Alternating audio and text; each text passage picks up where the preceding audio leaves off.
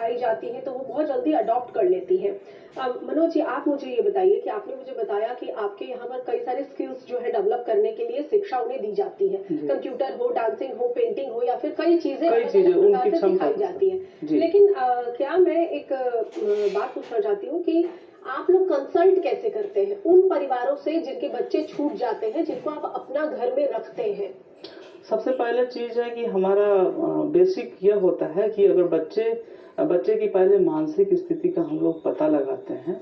अगर बच्चा अपने घर के बारे में, परिवार के बारे में अगर बता रहा है तो हम लोग वहाँ पर सोशल ऑडिट कराते हैं, सोशल इन्वेस्टिगेशन कराते हैं, सामाजिक इन्वेस्टिगेशन होता है और हर जिले में इसकी व्यवस्था है। DCPU हर जिले में स्थापित है बिहार में, और वहाँ से उस एड्रेस पर लोकल थाना के माध्यम से भी हम लोग वहाँ घर तक पहुँचने की कोशिश करते हैं। और सबसे पहले हमारा काम होता है कि माता पिता को इसकी सूचना दें कि आपका बच्चा एक होम में है, तो वो अगर बच्चे को ले जाना चाहें तो उनका जल्दी से उनको सूचना देकर के हम लोग भेजने का काम करते हैं।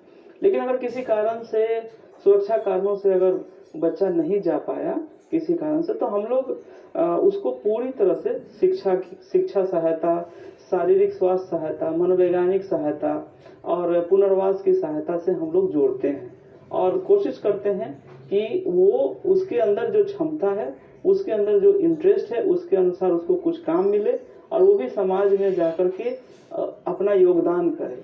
क्योंकि दिव्यांगता सिर्फ शारीरिक हो सकती है, लेकिन मानसिक दिव्यांगता नहीं होनी चाहिए। मानसिक दिव्यांगता से बचाने की जरूरत होती है और यही हमारा सुगम भारत अभियान के तहत हम लोग का मकसद भी है कि हर बच्चा, हर दिव्यांग व्यक्ति एक खास है, वो समाज के लिए एक यूनिक सोच रखता है और वो समाज में उतना ही बराबर का हिस्सेदार है जितना आम लोग हैं, और वो भी समाज के लिए उतने ही अहमियत रखते हैं जितने बाकी लोग। तो सब लोग एक हैं, वो अलग नहीं हैं। बिल्कुल संतोष जी, आपको क्या लगता है कि उन बच्चियों के लिए क्या करने की जरूरत है जो दिव्यांग है? किस तरह के बदलाव किए जाने चाहिए? अभी जिन बदलावों की जरूरत है, जो मान लीजिए कि दिव्यांग है, उन तक योजनाएं नहीं पहुंच पा रही है, लाभ नहीं पहुंच पा रही, सुदूरवर्ती इलाके में रहते हैं या शहरों में भी रहते हैं, तो क्या उनके लिए बदलाव किया जाना चाहिए? किस तरह के बदलाव किए जाने चाहिए समाज में? मैम, अभी भी जो दिव्यांग जन है उनके लिए अलग तरह का लोग सोच रखते हैं कि वो कुछ कर नहीं सकते हैं। तो ये इस वजह से है कि जो हमारे समाज का जो निर्माण हुआ है उसमें जो जिस तरह का भी ढांचा खड़ा है वो दिव्यांगों के लिए नहीं है, वो जनरल पीपुल्स के लिए है कि सिर्फ नॉर्मल आदमी ही जो है उसको एक्सेस कर सकता है। तो हमारे समाज के लोगों को पहले समझना होगा कि जो दिव्यांगजन है वो भी समाज का हिस्सा है, वो भी उसी तरह से नॉर्मल पीपल जैसे काम करते हैं वैसे कर सकते हैं। बस जरूरत है कि समाज में जो ढांचा खड़ा है पहले से उस ढांचे को चेंज करना होगा। उसके लिए भौतिक ढांचा है, आर्थिक ढांचा है और शैक्षणिक जो ढांचा है, उन तीनों में बदलाव होना चाहिए। और उसके लिए जो सुगम्य भारत योजना जो है भारत सरकार की महत्वाकांक्षी योजना, ये एक बहुत बड़ा रोल प्ले कर रही है। फिजिकल जो चैलेंजेज हैं स्टूडेंट्स के लिए और जो दिव्यांगजन जो काम करना चाहते हैं, तो वो एक सबसे बड़ा फैक्टर है। जैसे स्कूल कॉलेजेज में रैंप वगैरह की व्यवस्था जो है वो प्रॉपर अगर हो और उसका रखरखाव सही तरीके से हो, तो जो बच्चे हैं वो उनका पढ़ाई का जो रेशियो है वो बढ़ेगा। उसके अलावा जो दिव्यांगजन है, बहुत सारे लोग तो सरकारी नौकरी में जाते हैं, बट सबके लिए जो है स्वरोजगार का भी सुविधा मिले, इसके लिए सरकार और समाज को आगे बढ़ के कुछ देखना होगा। तो इस तरह से ही समाज में जो है दिव्यांगजनों को समुचित भागीदारी मिल सकती है। बिल्कुल, यानी कि बदलाव किया जा सकता है। जरूरत है बदलाव की शुरुआत करने की, और कहीं ना कहीं प्रधानमंत्री नरेंद्र मोदी की ये योजना जो सुगम्य भारत योजना है, ये अपने आप में एक बड़ा बदलाव है।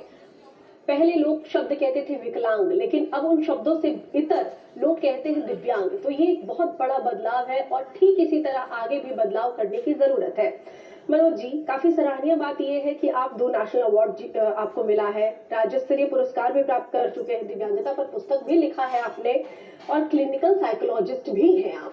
तो हमें जरा ये बताइए कि आपके पास जो बच्चे आते हैं उनकी भावनाओं को आप कैसे पकड़ते हैं, या किसी दुर्घटना में किसी ने अपना हाथ खो दिया, किसी ने अपना पैर खो दिया, तो उनकी भावनाओं को कैसे आप लोग ये करते हैं और फिर उन्हें ठीक पुनर्वास मिल जाता है? जी, कहा जाता है कि जो चीज शब्दों में नहीं होता है वो शारीरिक अभिक्रियाओं में आ जाता है। जो गेस्चर और पोस्चर में जो बात है वो शब्दों में कहा है। तो हम लोग जो मनोवैज्ञानिक होता है, जो मन की बातों को समझने में अपना पूरा जीवन लगा देते हैं अभ्यास के माध्यम से और पूरा कंसंट्रेशन के माध्यम से, हम लोग उनकी भावनाओं को समझने के लिए उनके नॉन वर्बल कम्युनिकेशन को सबसे ज्यादा महत्वपूर्ण मानते हैं। जब एक दिव्यांग व्यक्ति किसी कारण से अगर दिव्यांग हो गया है, किसी एक्सीडेंट में या बायोलॉजिकल कारणों से या किसी मानसिक समस्या से भी अगर वो जूझ रहा है, तो समाज और परिवार के नजर में वो एक अलग विषय बन जाता है। लोग उसको अलग नजरिए से देखते हैं। हालांकि इस नजरिए से देखने से लोगों का परसेप्शन उस व्यक्ति के बारे में काफी गलत हो जाता है कि ये व्यक्ति दिव्यांग है, ये जीवन में क्या करेगा, इसका तो हाथ नहीं, इसका पाँव नहीं है, सुन नहीं सकता, ये बोल नहीं सकता है। लेकिन हमारे आदरणीय प्रधानमंत्री जी ने दिव्यांग शब्द दिया है। दिव्यांग शब्द का मतलब होता है कि एक दिव्य अंग उनका काम करता है। दिव्यांग शब्द का मतलब ही है कि आप उनका शारीरिक दिव्यांगता बिल्कुल, बहुत ही किसी तरह का छोटे हो शब्दों सकता में है। आप हमें ये बताइए मनोज जी कि क्या ऐसे लोगों को आप कहना चाहेंगे हमारे इस प्लेटफॉर्म से जो दिव्यांगता को अभिशाप समझते हैं? बहुत चंद शब्दों में, जी, समय बहुत कम। हाँ, दिव्यांगता कोई अभिशाप नहीं है। हर व्यक्ति की अपनी अपनी खासियत होती है।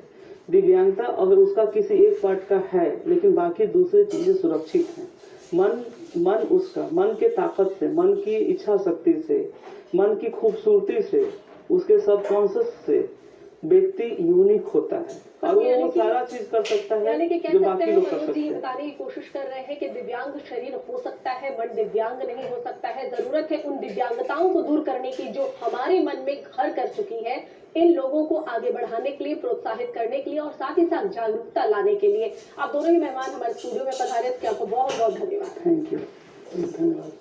बिल्कुल, तो आप देखते रहे दूरदर्शन बिहार। मुझे दीजिए इजाजत, नमस्कार। नमस्कार, बहुत अच्छा किए, बहुत अच्छा बोले। रिकॉर्डिंग में हल्ला करने लगी, आवाज चल